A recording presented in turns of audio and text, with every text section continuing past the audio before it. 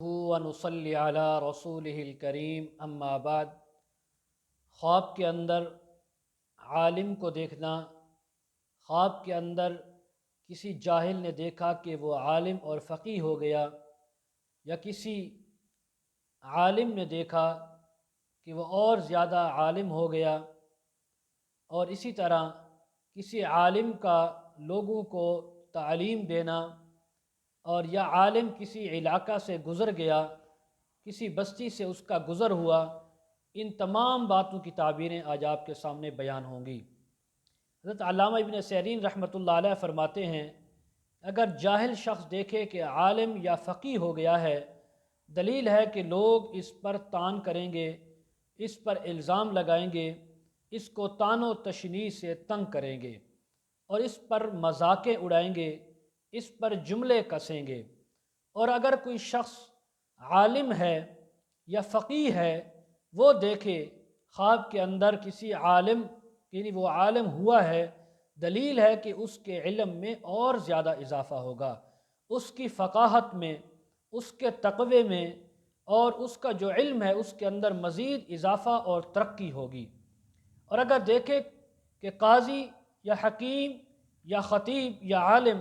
زندہ یا مردہ کسی خوفناک اور ترسناک جگہ سے گزرا ہے، تو دلیل ہے کہ وہاں کے لوگ امن میں رہیں گے، امن میں ہوں گے، اور اسی طرح سکون کے اندر ہوں گے، اور اس علاقے کا بادشاہ جو ہے وہ منصف اور عادل اور نیک ہوگا۔ حضرت ابراہیم کرمانی رحمۃ اللہ علیہ نے فرمایا کہ اگر دیکھے کہ لوگوں کو علم سکھا رہا ہے، دین کی تعلیم دے رہا ہے، دین کا سبق پڑھا رہا ہے، حالانکہ اہل علم سے نہیں ہے، یہ خود جاہل ہے،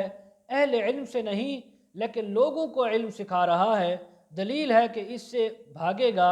یعنی لوگوں سے بھاگے گا، علم سے دور جائے گا۔ اگر وہ علم حاصل کر رہا ہے تو علم سے دور بھاگ جائے گا، اور اگر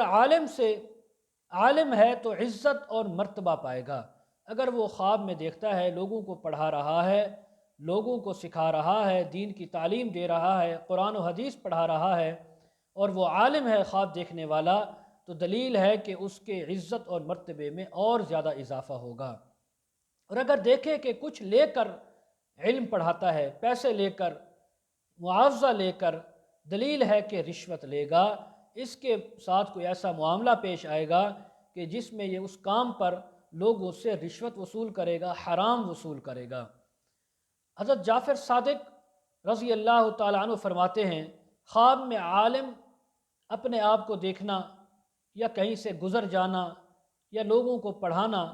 اس کی 4 وجوہات ہیں۔ فرمایا اول دولت ہے، اس کو دولت ملے گی،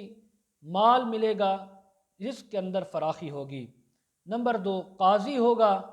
فیصلہ کرنے والا۔ نمبر 3 حکیم بنے گا، حکمت اور دانائی اس کو نصیب ہوگی۔ نمبر 4 خطیب ہوگا، اللہ کی طرف سے اس کو خطابت کا ملکہ نصیب ہوگا، اور یہ لوگوں میں واعظ و نصیحت اور اپنی خطابت کے ذریعے دین پہنچائے گا، دین کا واعظ پہنچائے گا، لوگوں کے دین اور اعمال کے اندر ان کی اصلاح کرے گا،